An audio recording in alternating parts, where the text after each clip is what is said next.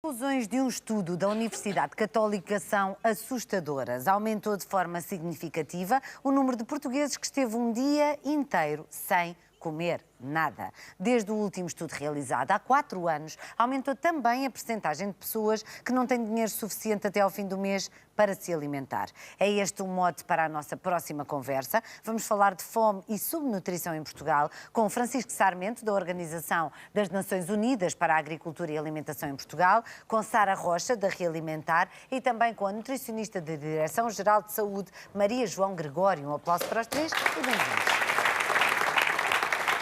Para viva. Obrigada.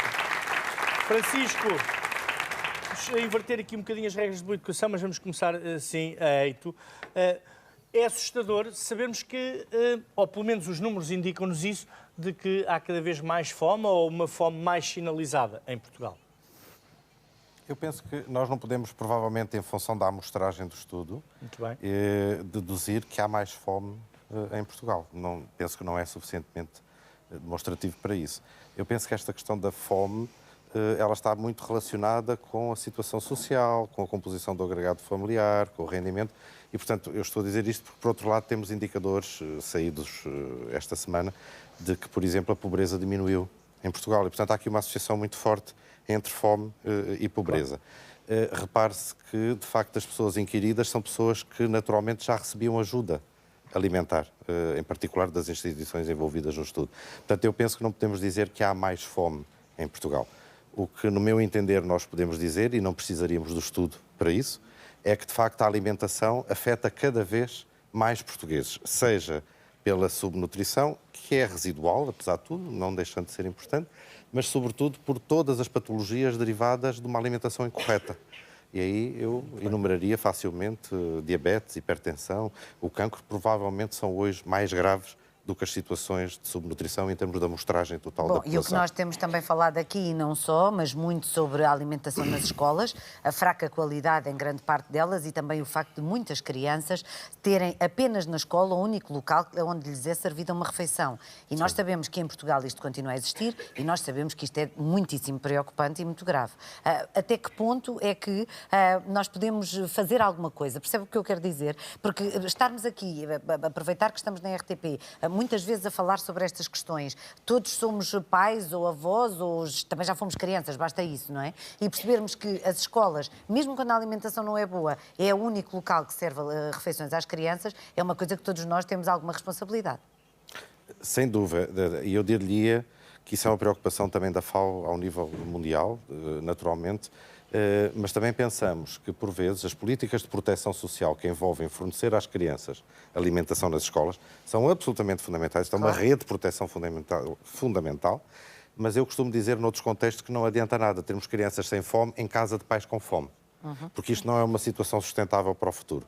E, portanto, o que nós temos que tratar, basicamente, é que a família como um todo esteja numa situação de segurança alimentar. E, portanto, ou nos focamos nos rendimentos também dos pais, na educação alimentar dos pais e no agregado familiar como um todo, ou teremos ilhas de proteção social que provavelmente não são sustentáveis. Portanto, temos aqui vários tabuleiros, o da fome e logo a seguir o da qualidade dos alimentos que ingerimos e dos problemas que aí advêm. Connosco está também a Sara Rocha, da Realimentar. Muito boa tarde, Sara. Olá. Fala-nos um bocadinho da Realimentar e que números, ou de que forma é que leem estes números deste estudo de opinião da Universidade Católica. Sim, olá, obrigada pelo convite, boa tarde.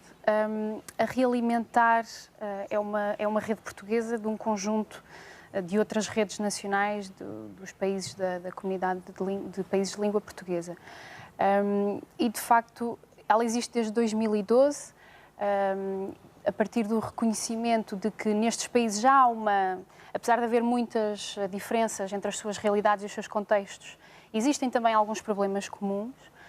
A fome terá expressões diferentes em cada um destes países. Em Portugal, porque se mede muito a pobreza em termos relativos e não em termos absolutos, e consideramos que esse tipo de pobreza existe de uma forma muito residual, Existem também, estes dados vieram relembrar-nos que essa realidade existe e, na verdade, outros estudos também recentes nos têm dito que há uma situação endémica em Portugal, um histórico grande de pobreza, que não são assim tão poucas pessoas quanto isso e que, face a certos contextos, como foi a grande crise alimentar de 2008, 2010, face a situações mais apertadas, pessoas que podem não estar até a ser consideradas pobres, porque até podem ganhar €1 acima daquilo que é o limiar, mas que face a situações particulares que possam estar num maior aperto. Claro. A realimentar tem uma visão sobre aquilo que devem ser um conjunto de políticas para considerar este tipo de problemática, ou seja, a agricultura, a forma como produzimos os nossos alimentos, como os comercializamos, o impacto que a nossa alimentação tem também no ambiente, em termos sociais, em termos económicos. Portanto, considerar a alimentação de uma forma holística e não apenas a questão da fome Mas em termos e da práticos, qual é que nutrição. seria a proposta, Sara? Por exemplo, o direito humano à alimentação é importantíssimo.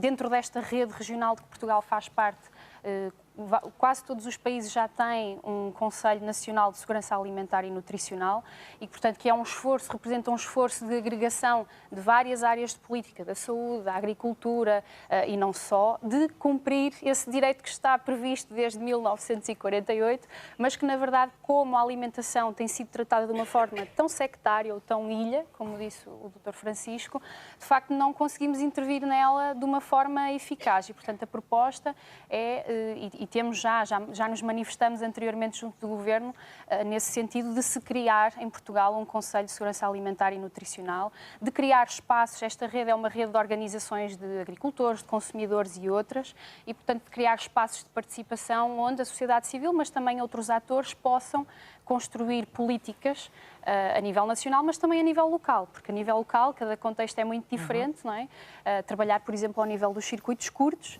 que é um tema que também já começamos a falar, ou seja, em vez da nossa comida vir de muito longe e ter um grande impacto ambiental, mas também económico, a falar da comida da porque época esvazia as nossas economias locais, investir nessa ligação entre a nossa saúde, a nossa alimentação e a nossa economia, a nossa agricultura. É uma duas das propostas. Vamos dar aqui também voz à Maria João Gregório, nutricionista da Direção-Geral de Saúde. O Dr. Francisco falou sobre duas questões imediatamente, portanto, por um lado a fome, por outro lado a fraca qualidade dos alimentos que, em geral, os portugueses ingerem todos os dias. Enquanto nutricionista, o que é que tem a dizer sobre isto?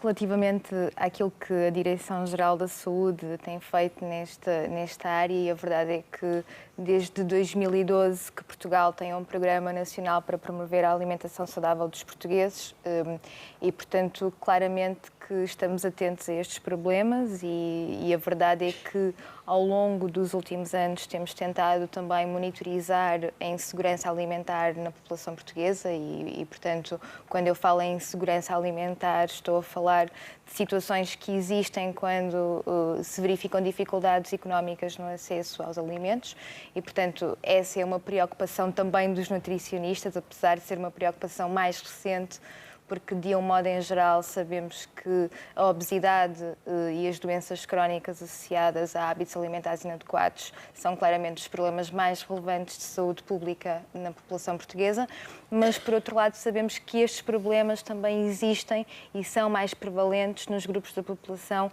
que têm um nível socioeconómico mais baixo. E, portanto, percebemos que temos claramente que atuar de uma forma mais direta para estes grupos da população que são os mais vulneráveis. A qualidade daquilo que comemos é definido pelo dinheiro que temos no bolso. Isso é bem sabido, basta ir a um supermercado.